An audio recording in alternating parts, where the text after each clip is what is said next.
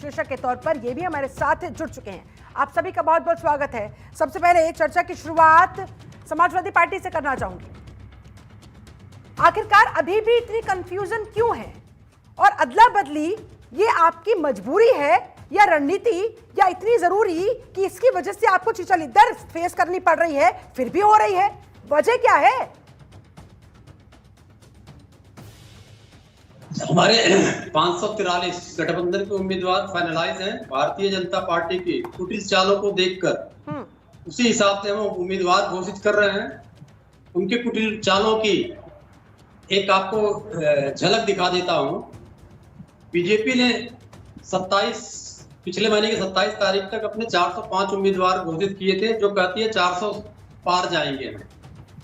उसमें से 291 सांसद उनके थे, उनमें से 101 का टिकट काट दिया। जो टिकट काटा है उसमें बड़े बड़े लोग हैं, अश्विनी चौबे जी हैं, वीके सिंह साहब हैं, गौतम गंभीर जैसे लोग हैं। तो इस बीजेपी की इस फुटी चाल का हम अध्ययन करते रहते हैं। हमारे पास लिस्ट बहुत बड़ी लंबी है लोगों की, लेकिन हमारे पास लिस्ट अपनी है जिसका हम काट रहे हैं, वो भी हमारे अच्छी बात है, बहुत लंबी चौड़ी आपके पास लिस्ट है। लेकिन जो मंथन आप लोग और जिन कारणों की वजह से बाद में बदलने के लिए आप प्रत्याशी के नाम का मजबूर हो जाते हैं, उस पर पहले भी तो चिंतन कर सकते हैं। सारे समीकरणों को पहले भी तो साथ कर किसी एक नाम के साथ सामने आ सकते हैं।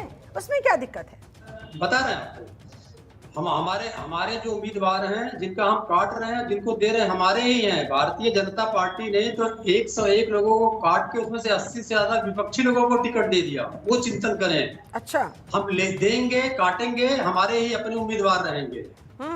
और बीजेपी की कुटिल चालों को देख के हम अंतिम समय में प्रत्याशी बदल सकते हैं, क्योंकि ये क्या करते हैं, भ्रष्टाचारियों के लिए आगे खड़ा कर देते हैं। उनके पास बहुत पैसा रहता है।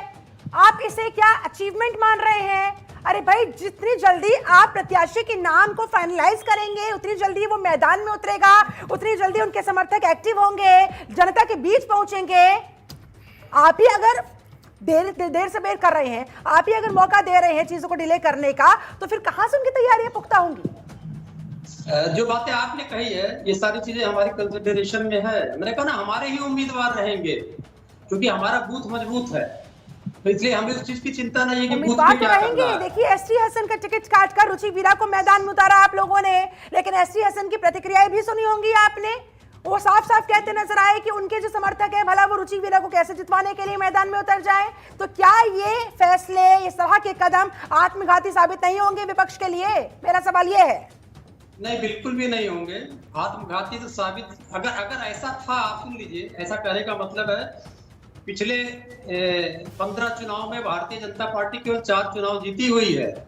अगर इतना सशक्त उसका निर्णय होता है तो विपक्ष क्यों जीतती रही? 28 राज्यों में से केवल 9 राज्यों में भारतीय जनता पार्टी के पूर्ण बहुमत की सरकार है। अगर इतना रणनीतिक थे, ये रणनीति कहां चली जा रही है?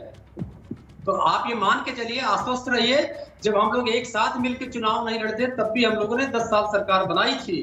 तो आपकी तो हम लोग एक साथ मिलकर लड़ रहे हैं। आश्वस्त रहिए, 24 में ये अहंकार खत्म हो जाएगा भारत सरकार से, और वहां पर 24 में आलोक वर्षी आप लोगों का अहंकार खत्म होने वाला